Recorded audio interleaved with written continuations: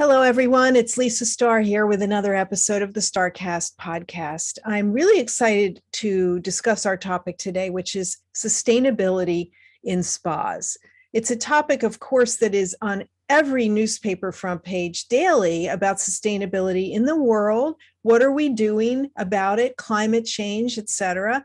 But I have two individuals here who are really doing something and have focused on completing efforts and making tools available to everyone in our silo of spa and wellness. So I'm happy to welcome Michael Stusser, the founding member of the Green Spa Network and a founder of Osmosis Day Spa Sanctuary in California. He's based in California, and Lucy Brialey, the co-founder and director of the UK-based Sustainable Spa Association. So welcome to both of you. Thanks, Lisa. Thank you. You're welcome. Michael, as I mentioned, you started the Green Spa Network in 2006, but you were already the owner of Osmosis at that time. Could you just explain for the audience briefly how the Green Spa Network came to be? Sure. Green Spa Network was born out of a team of people who were active on the sustainability front within the International Spa Association. And for a number of years, we were invited to form a committee and present content at the International Spa Conference. Mm-hmm. And we gradually built up a good following within that context. But we discovered at a certain point that there just wasn't the level of commitment that we felt was needed in order to be able to really catalyze real action within our industry. So we decided we needed to splinter off and create our own community. And that's an important word, community, because it was very much at the heart of our intention when we started the Green Spa Network, was to really build heart-to-heart bonds between the people who really care, who really are deeply motivated and sincere about doing something significant about what is happening on the planet and the incredible potential that we have within our industry to make a difference. I remember those iSpa breakfasts, right? There used to be a meeting in the morning before the regular program started. That, however many years ago that's been, 14, 16 years ago. So you have a lot of history that we'll delve into. Lucy, your organization is a little newer, but has dived right in. Why don't you tell us a little bit about your path? Sure. So thanks, Lisa. We are much newer. We launched in 2020. And so we're literally kind of 19 months into our journey now. So and there's been many changes along the way that we've had to move really fast on. But my background particularly is in the spa industry over 25 years. But personally, my interests have been in health and wellness and sustainability. And so really for me, it was about bringing those two things together, because without a healthy planet, you can't have healthy people. Mm. So it was about bringing those two interests together to form the association, and really kind of bring it to the forefront just that little bit more. But what really pushed me to do it was the consumer interest in sustainability really peaking, probably back in 2018. And so I did quite a bit of research for a number of years to actually get to the point of launching the association. Excellent. I'm thinking it must have been a little more difficult for you, Lucy. Michael had a base of people to draw from. We had been going to iSpa conferences and having, the Green Spa breakfast ahead of time. He sort of knew who was in his milieu. I mean, how did you know there was enough groundswell of support for starting this association in the UK? Yeah, I think that's a good question. And I have, over my 25 years, been in the spa industry in and out in a number of different ways. And one thing that really drove me on was my own personal passion. The two most successful businesses I have run on my own are ones that come from the heart. Yeah.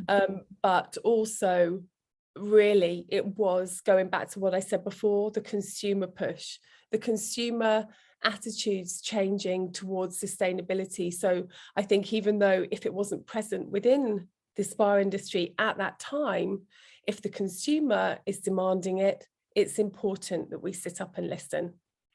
Very, very much agree. So, Michael, at what point did these breakfasts break off into your own organization? What was the catalyst for that? Well, the catalyst for it was we were actually having our committee meeting at iSpa, and someone was sent from the administration of iSpa into our committee meeting to tell us that they had decided to disband our committee because from here forward, sustainability was going to be carried out in every part of the organization, so we weren't needed anymore. Mm-hmm. And that was a prompt that just kind of helped us decide that, yeah, I guess what we've been feeling is true, and we do need to branch out on our own. And I remember in the aftermath of one of our sessions, being in a room with a bunch of people and trying to think of, well, what are we going to call ourselves? What's the right name? Are we going to be an association? Are we going to be a club? And Dr. Don DeVierville was there, and he said, network. Oh, perfect, network. So, that was kind of the catalytic moment. And then what we did is for a number of years, there were several conferences that all of us were interested in. There was the LOHAS, Lifestyles of Health and Sustainability, which was a brilliant conference for many years. And there was also Co-op America.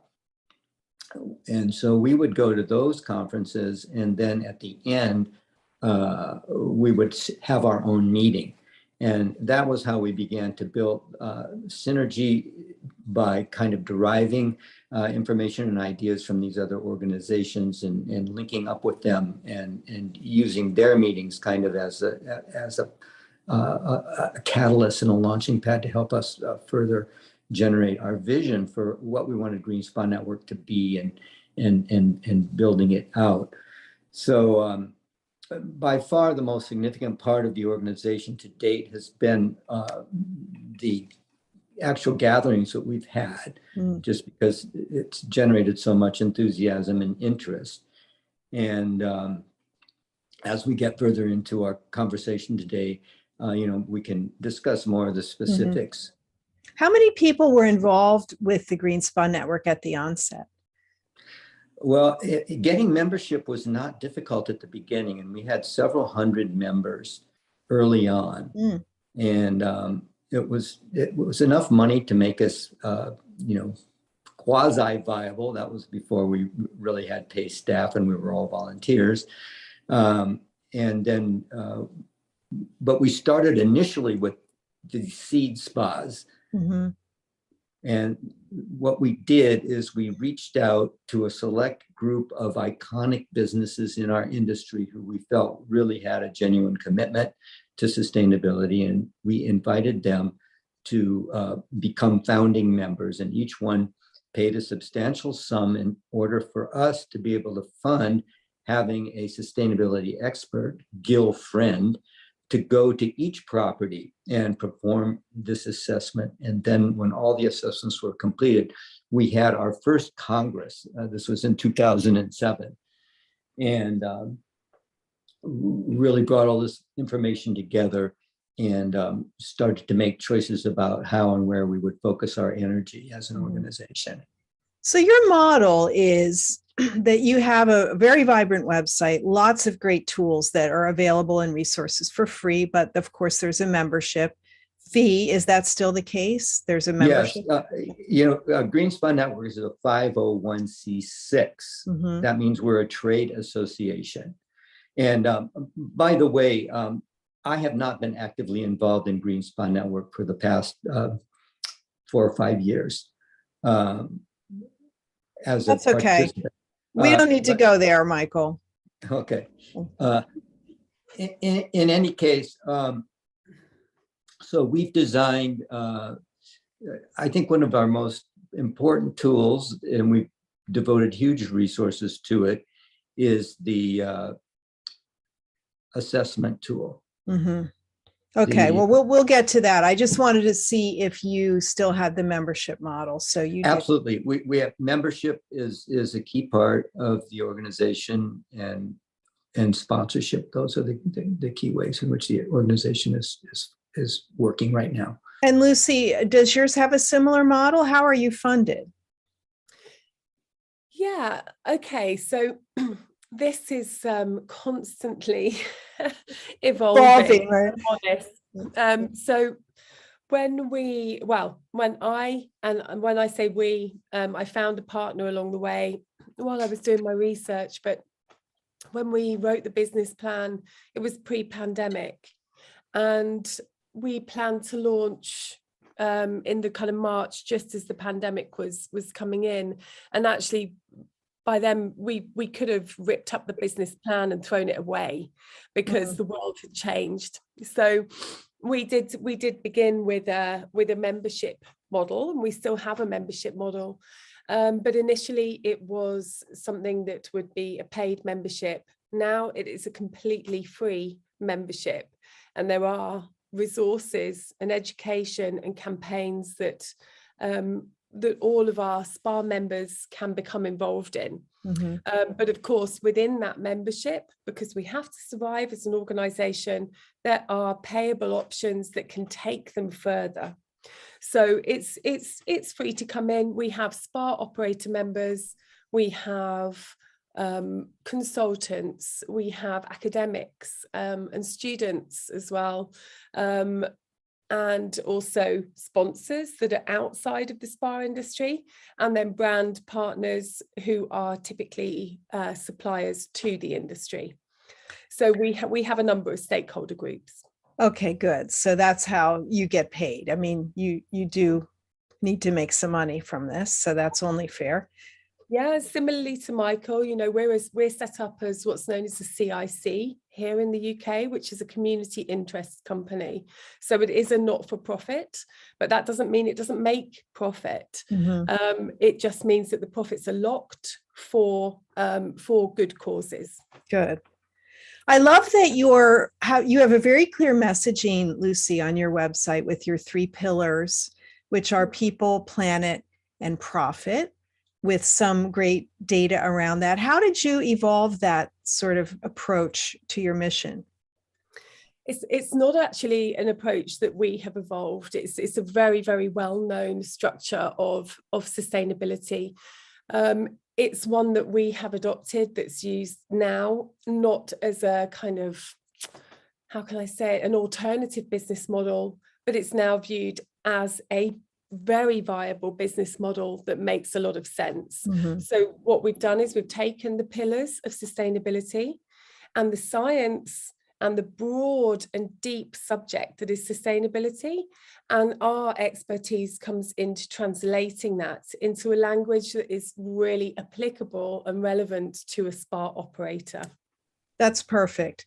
I noticed that the data or the little sayings that you have on the website are that 71% of spas want to improve their environmental footprint and reduce wasteful business practices. Of course, 78% of spas would like to have a more beneficial impact on their local community, and 67% say sustainability helps them communicate their performance to investors and stakeholders.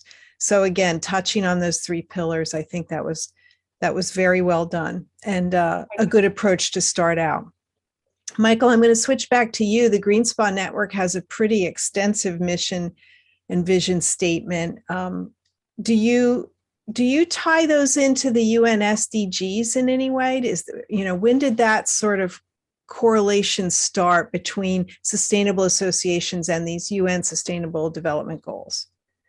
So in a very specific way, the Green Spa Network has yet to really match up real concrete, activities with those goals. The sustainability word is really a tricky one. And it's interesting, Lucy, that your organization, just when it was about ready to shift into, the next gear, ran headlong into the pandemic. and caused such a major regrouping for you early on. Well, we experienced the exact same thing because we ran right into the recession in 2008. And it was incredibly difficult to get people to sponsor or become members because everything was so tight and there were so many unknowns about what was going to happen to the industry. So I think that, this time around, in terms of you guys, I really am hoping that those kinds of factors I think it's a different landscape now, and you have a much better prospect of being able to get the traction you need in spite of the environment. And of course, it's changing rapidly right now as people are flocking back into spas. So I think you're going to be a lot better off than Green Spa Network was at this particular point in time in your trajectory. So, this language is really interesting. And I think, for the Green Spa Network, sustainability, in 2008, it became sustainability of the organization. And, it's come back to that again and again. It is really hard to get traction and make a go of it. And one of the words that I think is an important one for us to be looking at, I'm thinking of two things. One is this shift from sustainability to regeneration. I think is a very important way to understand what this movement means, how it's changing, and how to talk about it. And Paul Hawkins' new book, which is called Regeneration, is an incredible publication. I highly recommend it. I don't know if either one of you have seen it yet, but it's a whole game changer for the sustainability movement. And not only the book, but the website that goes with it is even more significant. And it follows on the heels of his previous book, Drawdown, very important markers in the landscape. The other thing I wanted to talk about just for a minute here, based on what we've been saying, is this, the pillar is very, very similar for Green Spa Network our tagline was Vital People, Vital Planet.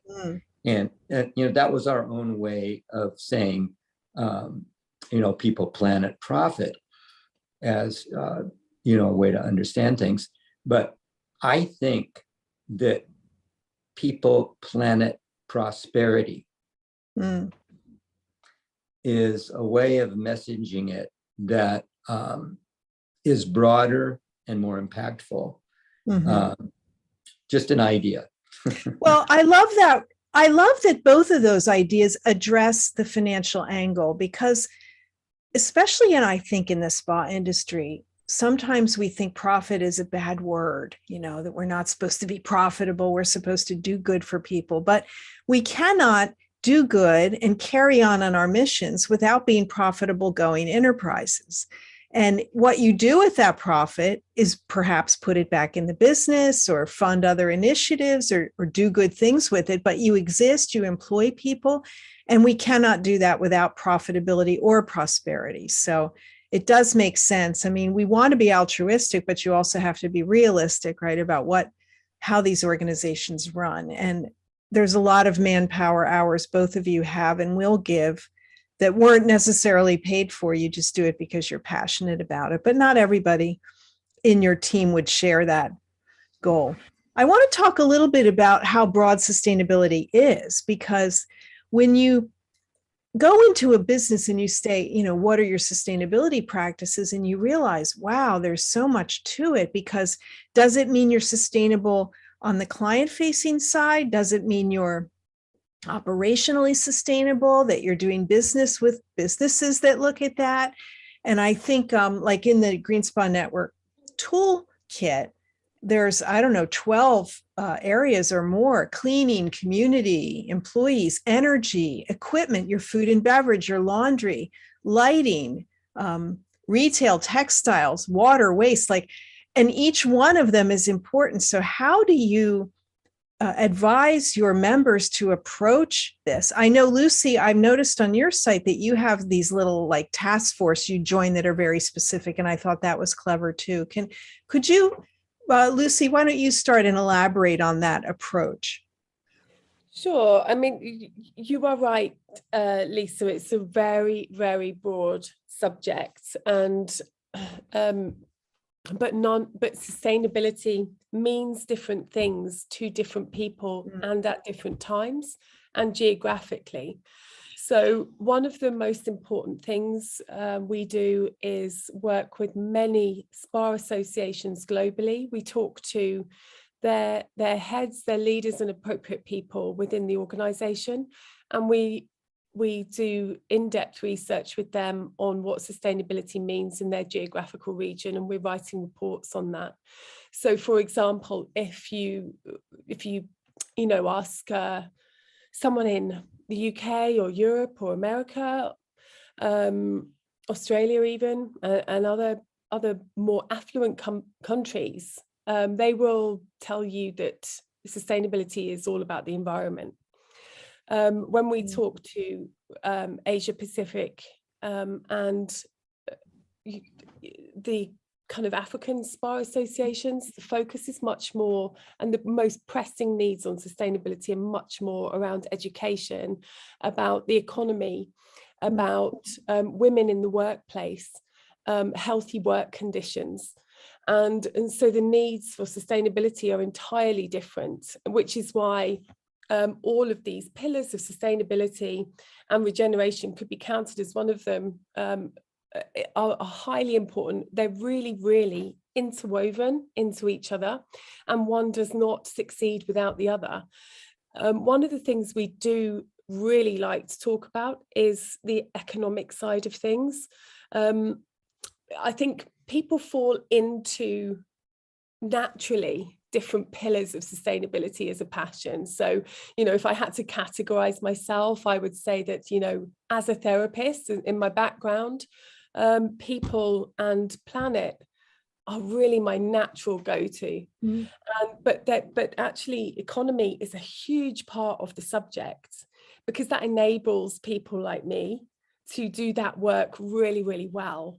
And we mustn't forget that. And also, so actually I'm pushing myself and my education, my learning through a sustainability framework to look at the economic factors within our global sector far, far more, because you can't ignore any one of them. They're all equally important.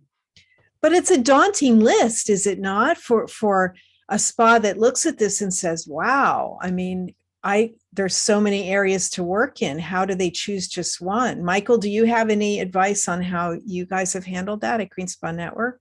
Well, yes, and very much so from the beginning. We've been very conscious of the daunting nature of the task at hand, if you really look at it with sober eyes, and what needs to be accomplished. And we were fortunate to have on our board members someone who participated in the sustainability part of Hewlett-Packard for decades. And he advised us that we would get a lot more traction and have a lot more success if we built our organization around a culture of merit rather than a culture of metrics. And what he was saying was not disparaging metrics, because they're important. But if we were to have become overly focused on metrics, we would end up dampening the enthusiasm. So what we wanted to do is to really celebrate the victories. And every business is different, and every business has an opportunity to do really well in at least a few specific areas. So that is how we approached it. We wanted to really elevate, celebrate, and identify the innovations and creative solutions that were found, and hold those up into the light, and not have people feel diminished because their score was low because of one or two or three factors they had no control over, because of the nature of their lease or their location or the country they were in. There's so many factors. So that's one part of how I would respond to that. And then the other one is, intention. Mm. When we used to have our early meetings, we ask people in the audience, how many people raise your hand if you think you're green or you're becoming green, and very few people would raise their hands. And we would see this as an educational moment to say to people, well, wait a minute, what are you wanting to do? What are you intending to do? This is the most important, part of this picture. Mm-hmm. Is to start with intention. And you wanted everyone to raise their hands. Of course. Right. The thing is we have to go about this in a way that is making people feel good, Mm-hmm. not people feeling bad. And so, engineering these kinds of scorings and methodologies for helping shepherd the transformation that needs to happen, it's got to contain both. Mm-hmm. It does have to meet these goals. It has to be moving towards meeting concrete goals and having measurable outcomes. But at the same time, it has to be encouraging, and it has to not become the thing that is one more chore for the bookkeeper to keep track of. Mm-hmm. No, you're right. It has to feel good, right? I mean, that's the point. Lucy, I think that the Sustainable Spa Association has done a great job in that approach on your website, where you have people sign up for a certain interest area, if you will, plastic-free spa, circular spa, waste-free spa. So did you see this as a way to sort of chunk up the approach because it's so broad? That's a difficult question to answer. I think people have different interests. Like I said, I think, I can easily identify, what areas of sustainability I would more easily lean into. And I think if there's ever going to be a door pushed open, it'll be something that's comes from a personal interest or a business interest. And to push that door, whatever it is, leads you into that pathway of sustainability. So there are many isolated actions that we talk about that are always talked about, not just in our industry, but individually in our personal lives as well. And single-use plastics are one of those. That will be probably one of the first actions that a business will take, or celebrate, or communicate to the outside world. So there's no harm in doing that, but it is an isolated action.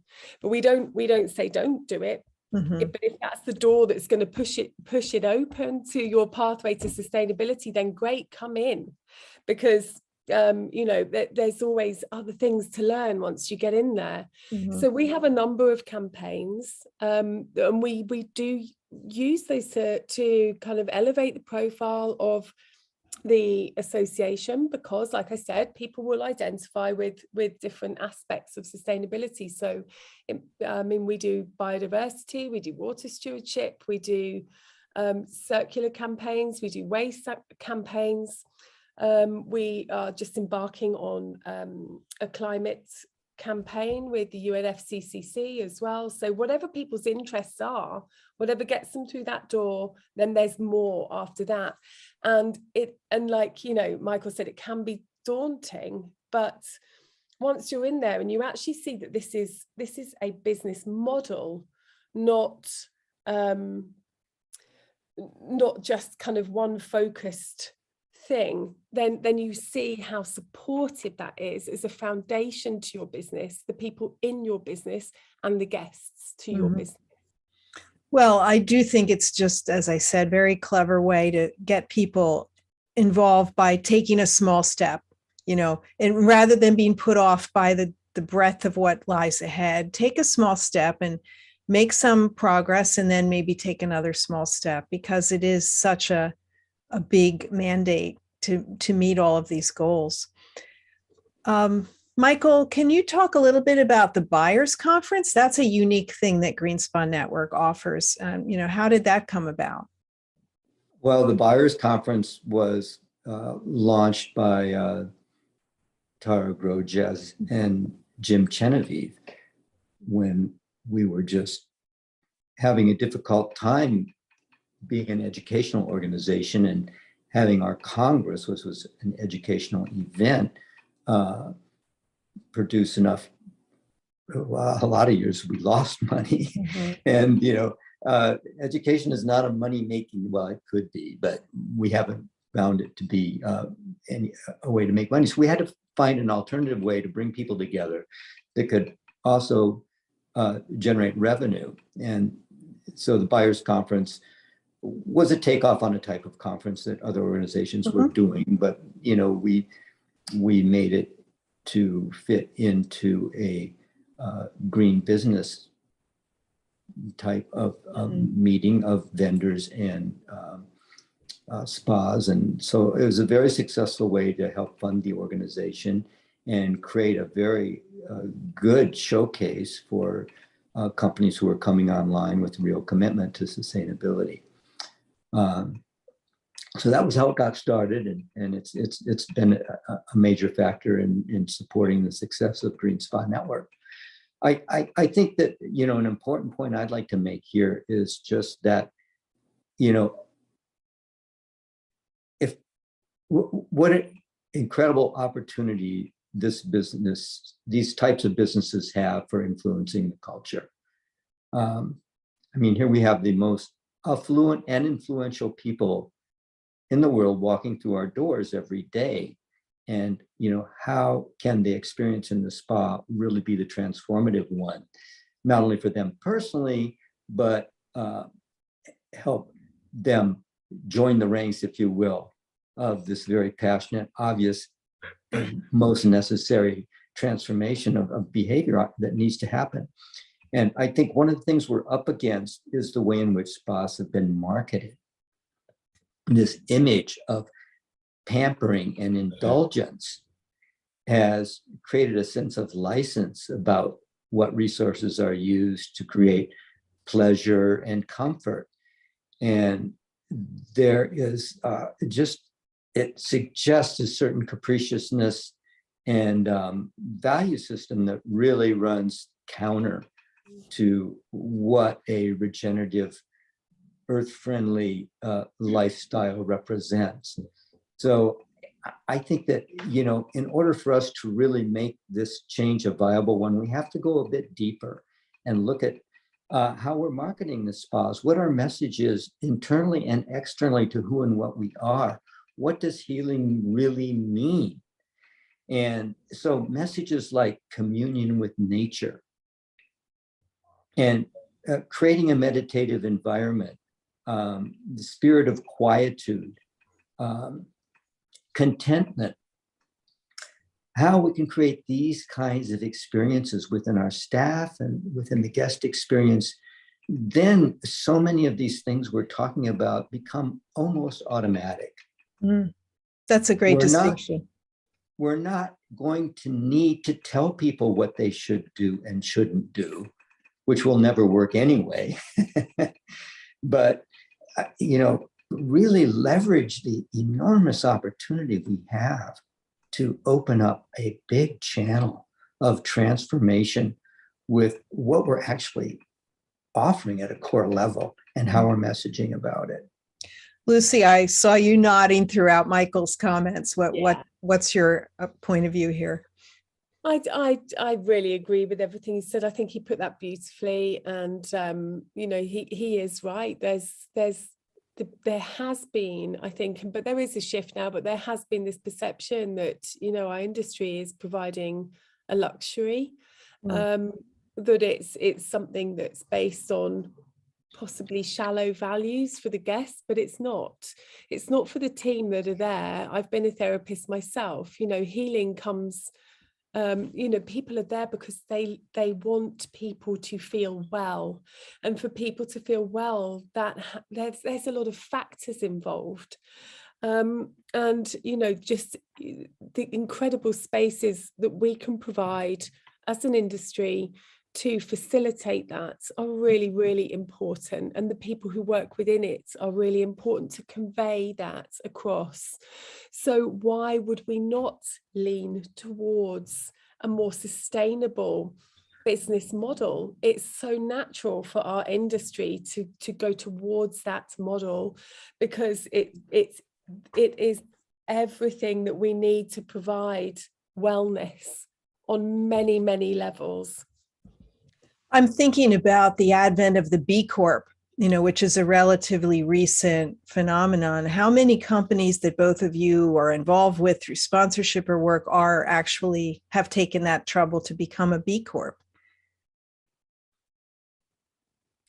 So far, not a lot, but I really highly respect and admire their organization, what they're doing. And of course, you may know it's actually a special type of corporation in the state of California now. And it's something we're interested in looking at quite seriously. Mm-hmm.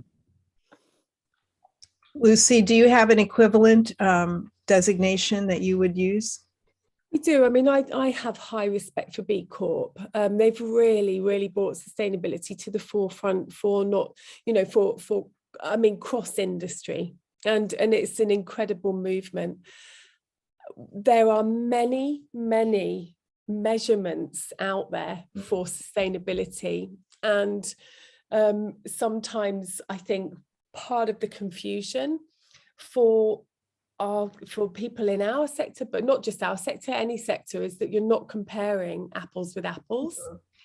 So we have decided as an association to go down one route with a company called Future Plus, who can work with not only our spas, but our 70% of our members are connected to wider hospitality.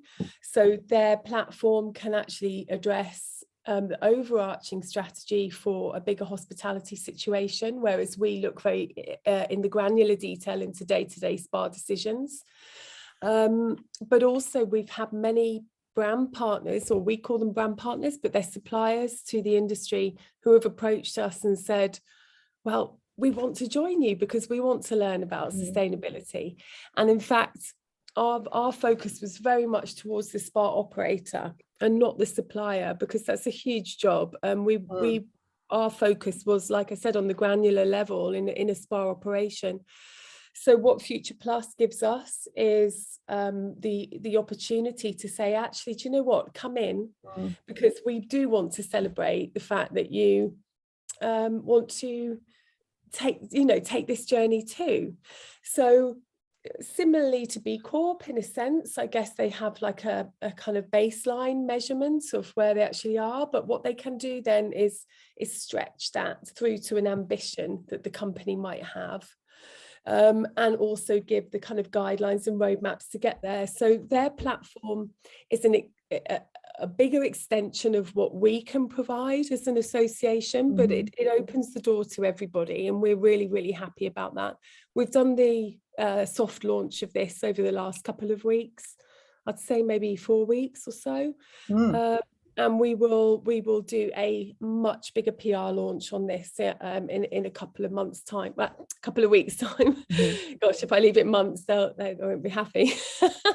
But no, we will launch that, and what it will be able to give our industry then is to be able to use the language, one measurement, one language that actually compares apples with apples. Well, is that a UK based organization? UK based, but globally available. Good to know. Future Plus, it's called? Yep. All right. Thank you for sharing that. So on that note of broadening your reach, has either of you tried or had a success at leveraging governmental entities to help you, whether it's local or municipal or in a city or even at a larger level? Have you had any success with that, getting attention from those entities? I personally have. I don't know about you, Michael, but I haven't tried. I haven't tried on all of the levels that you've mentioned there, but in terms of, because I actually do work very, very closely with UN SDGs, and it's very much part of one of the frameworks that we use for measuring sustainability. So as part of the Global Compact that I attend lots of meetings on, one of their biggest focuses, and what, you know, the main focus that they ask us to look at is climate change. So this is how I kind of opened the door to working with the UN Climate Change Committee. So they are now helping a group, a very nice cross section of our global industry, from distributors to suppliers and operators and consultants and academics, to look at our roadmap to net zero. So that involves evaluating our industry on the whole. So we asked a lot of questions about how our industry is impacted by climate change, and the kind of things that close our businesses: floods, hurricanes, and you know, or even wildfires for some of us here in Europe and over in the US and Canada. And then we look at how we are impacting climate change through distribution, through manufacture. And then we are going to come to a measurement at which we can then set a roadmap to net zero with specific actions, measurable actions that our global sector of wellness and wellness travel can take and contribute towards to get there. So I didn't go small on this one. I went as high as I could get to get the right actions, because actually what you don't want is unintended consequences through assuming that actions are going to be the right ones to take. Good point. And hey, why not start at the top, right? You'll take whatever trickles down. Good for you. Michael, how about for Green Spa? Has there been any governmental leverage you've been able to take part of? So far not. And I just am so awed, Lucy, by your connection and courage with working at such a high level. Kudos to you. That is absolutely fantastic that you're working directly with the United Nations. That is brilliant. Well, come and join the committee, Michael. Come in. Well, very much so. I mean, come and help me. we need attention brought, and I noted how both of you, especially you, Lucy, said, you know, we have to do what consumers demand, and the younger consumer today is very aware of environmental issues and wants to know. We don't usually have CSR statements on spa websites, but it's not the worst idea, right, for businesses, small or large, to say, here's what we're doing, and at least whatever it is. I mean, you can't do all of the things that would be listed, but what can you do? And you start there. To that end, I think, Michael, I'd like you to speak for a moment about the sustainability assessment tool that the Green Spa Network offers. That's a really valuable tool for a small business. Yes, it is. And we have spent an enormous amount of time and resources developing this tool, and it's available to members.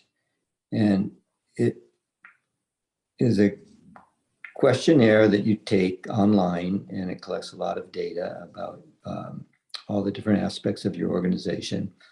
And then it gives you back a wonderful graphic that kind of shows you in a very visible way, you know, where your strengths are, where you have opportunities to do more. And it also gives you a whole report out of potential next steps that are what you would be looking at to progress on your journey. And it's designed to integrate into our Green Spa Toolkit,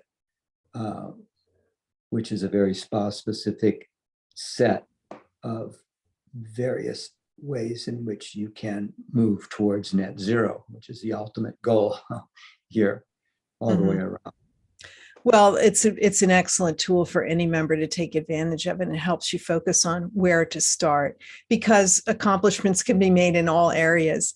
I noted how the Green Spa Network on the website has a tree planting initiative, and it has how many trees have been planted: 507,788 versus the goal of 1 million. That's very specific and measurable. And reachable, of course, but I'd like to ask you both about what beyond, like, what are the metrics you will use to measure the success of your associations moving forward? I'll start with you, Michael. That is a very good question. And I'm not sure that, we have a clear picture of exactly how and what metrics are going to be determinative for us to feel satisfied that we're meeting our goals. I think that I'll bet you Lucy has a much better idea of what that landscape looks like. I would say that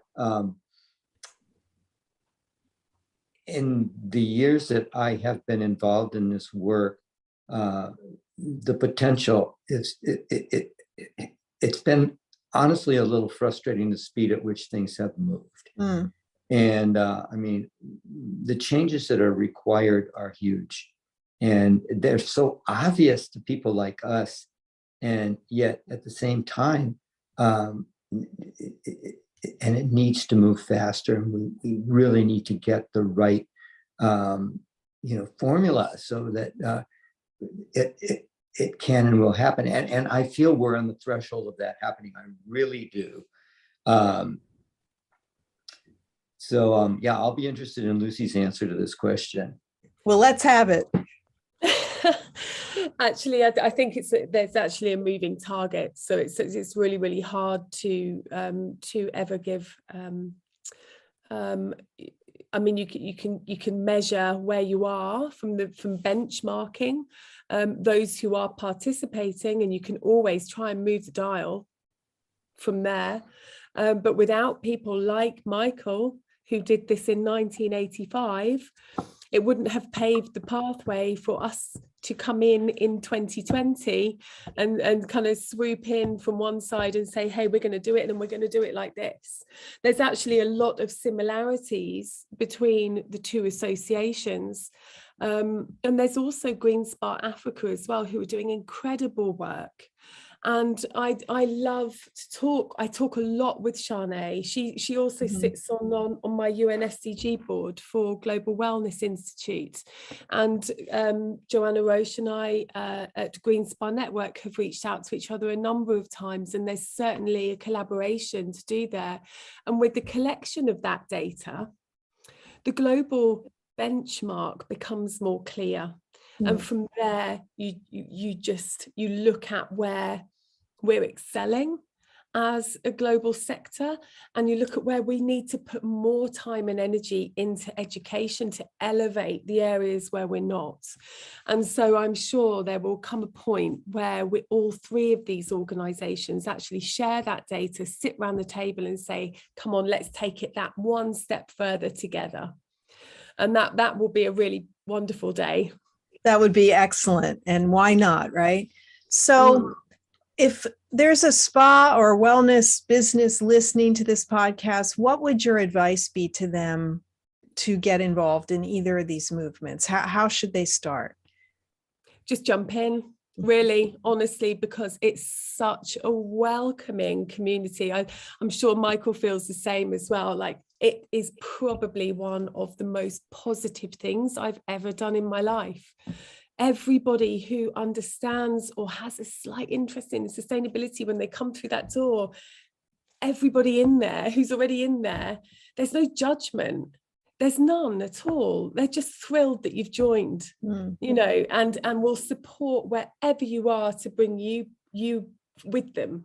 So it's a non-competitive environment, and it's highly encouraging and really educational. So I would honestly say, just jump in. There isn't a starting point, and there is no end. Well, obviously you've put out the welcome mat, Lucy. Starting this in the pandemic and growing to 44 countries already is quite impressive. Yeah. Michael, any advice in closing coming from your end on what spas or businesses that work in the spa industry should do first? I think I totally echo what Lucy is saying. And I think that this is a moment really where collaboration is the absolute essential ingredient for us to get to where we want to go. And for people who are just wondering where to get started, any one of these organizations is going to get involved. And that would be my key, thing is because this is not a website. These are real people with beating hearts. Get into the organization, meet people, start talking to them, hear the stories of others, find out where and what obviously is going to make the most sense for you to get the ball rolling. And you'll find people in your organization, there in every organization, who want to do this, who are ready, willing, and able to step up and participate. Well, thank you both for your contributions and sharing today. It's obviously an idea whose time has come. People, planet, profit, or prosperity. We need to work on it now. And we do in our spa and wellness industry. I think we have an audience that's maybe more interested in this topic or ready to do something than you might say if you ran a chain of drugstores. I think people that come to spas and are interested in wellness are also interested in the wellness of the planet. So I thank you both for your contributions and your work in this field. Lucy Brialey from Sustainable Spa Association and Michael Stusser, co-founder of the Green Spa Network. Thanks again for joining us today. You're welcome. Thank you so much, Lisa. It's my pleasure. Thank you both. Michael.